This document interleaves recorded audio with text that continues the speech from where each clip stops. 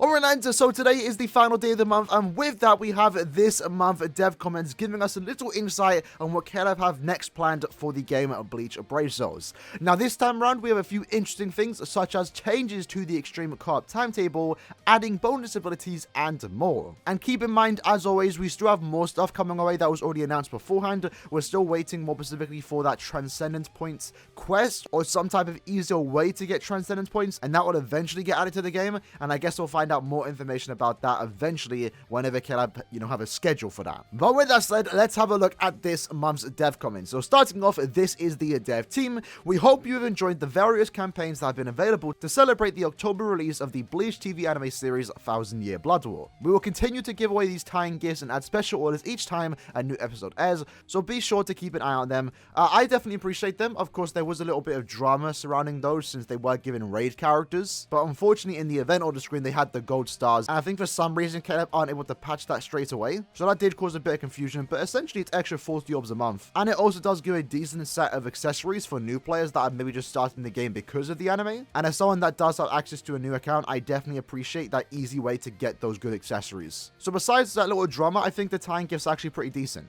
They then mentioned the 70 million download celebration does start today. Reaching 70 million downloads was only possible thanks to you, the players. The Brave Souls dev team would like to thank all of you for helping us reach this milestone. We are truly grateful. We will carry on working on Brave Souls to make sure that this is a game that you can all enjoy, so please continue posting your feedback on our Discord feedback channels. So yeah, 70 million downloads celebration did start technically yesterday. We did get that login bonus. Now in addition to that, since we are here talking about that celebration, we did get some extra news on the Caleb website, which is kind of rare for us to get, but we actually can see as we scroll down, we are getting a 70 million download celebration banner. That is going to start on the 3rd, so that's what you're going to get announced in like less than 2 days time, and will last until the 11th of November. It does appear to be a cycle step up banner, so the rates are going to go up and down depending on the step you are on. The first step is going to be 50 orbs, and every 5th step up to 30 steps is going to be a guaranteed 5-star character. We don't know the poor characters just yet, but we can see that 6th anniversary Aizen is here, and at the same time we also did see a bunch of these characters that are scheduled to return in this particular month, so there's a very good chance that some characters here, potentially most of them, are also going to be in this banner alongside Aizen. More specifically though, our Pikachu I think is basically guaranteed to be in this banner.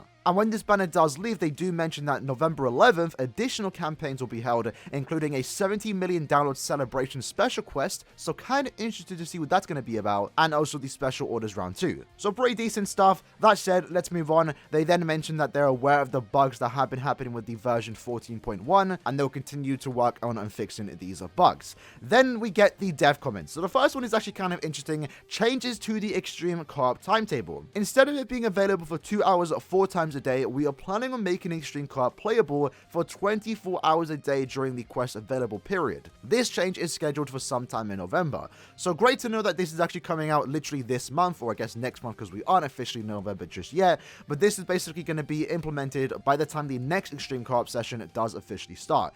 I actually really like the idea of this because Extreme Co-op obviously is a time-gated event. It's only available for 1 week in any given month. And you kind of have to work for it. You have to be in 30 or above to get access to this particular quest. And the 2 hours a day made sense 5 years ago because it was a limited time event. It was supposed to be really OP, and obviously, recently, a couple months ago, we did get the addition of the 5x soul tickets. So farming Extreme Co-op is super easy, but again, given the fact that it's only available for 1 week, it just makes sense to be available for the entire duration. And this is a great change in my opinion. Like, I play Extreme Co-op, I normally just do it to max out the shop for the most part, but it being available for the entire week is actually, I could see myself actually farming it now for the purpose of getting those extra bit of summon tickets, because obviously, as we all are aware, Extreme Co-op itself is actually pretty good, and the exchange shop makes it worth doing just to get that extra Transcendence material. But there are still a lot of people hunting for a specific accessory in a certain attribute, and having access to a whole week of farming is going to be able to allow you to farm up a lot of those accessory summon tickets. And I like it too, mainly due to the fact that, again, we also have Inheritance Trials, which is also still on that weird schedule, especially if you're in the EU. We made a video complaining about it a while back when it first got introduced, where if you're in the EU, you don't really get a good time to actually play IT, or if you want to play for multiple hours compared to those in the US. So the fact they're changing Extreme Co-op to make it available for the entire day, I also really hope they do that for Inheritance Trials. There's just no reason for those events to be time limited. It just doesn't make sense. Just let us farm when we want to, and I think everyone will be happier. So this is a step in the right direction. I appreciate this change, and I again hope to see that actually happen for Inheritance Trials sometime in the future. So yeah, overall, just a positive change in my opinion. I don't think there's anything to complain about that. And then next up, we have adding more bonus abilities. Interesting. So we had something like this happen a while back. We'll talk about it in a minute. They mentioned here that we are planning to add more bonus abilities, plural. Interesting, so more than one, to the roster. We ask for your patience until we can share further information.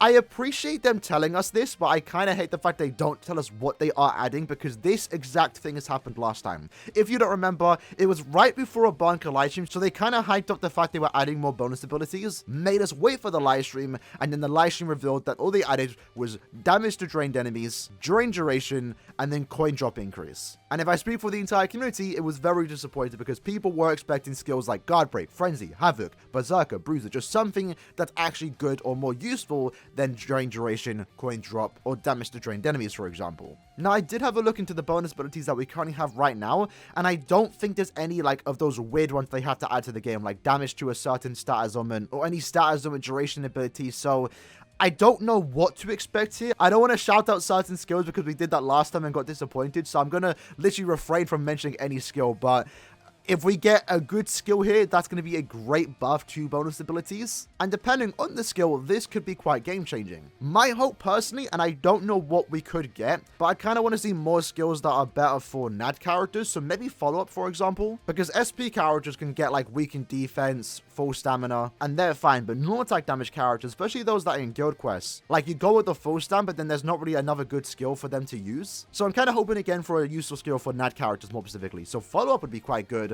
And obviously, let's just mention it. Guard Break would also be really nice. Frenzy Flurry, depending on the character, maybe, I don't know. That'd be really cool. Don't expect it, though. I'm not expecting anything too hype, but any useful skill here, again, like follow-up, maybe even multi-barrier, that might be reasonable. I don't know. That could be pretty good on some characters, and I'm actually really hoping for that. But as of right now, all we have to do is wait for the official announcement of what bonus abilities will be coming to the game, and when we do get that information, I will, of course, be making a video on it. So make sure you lads are subscribed. Number 3 is just them talking about cheaters. It's been quite a while since they've dedicated a certain part in the dev comments about cheaters. Usually they used to mention it every single month, but the last couple of months they've just been focusing on updates that are coming to the game, and I guess now they're spending time just to talk about cheaters. They don't condone it, they're apologizing, and they are currently discussing steps on what they need to do to make sure they can stop these modders that are going around in co-op, guild quest, and also arena. Nothing really to say about that, just hope they get it sorted. And then lastly, we have the adjustments to the ad summons. So in case you want to, if you do play on mobile and you have ads enabled,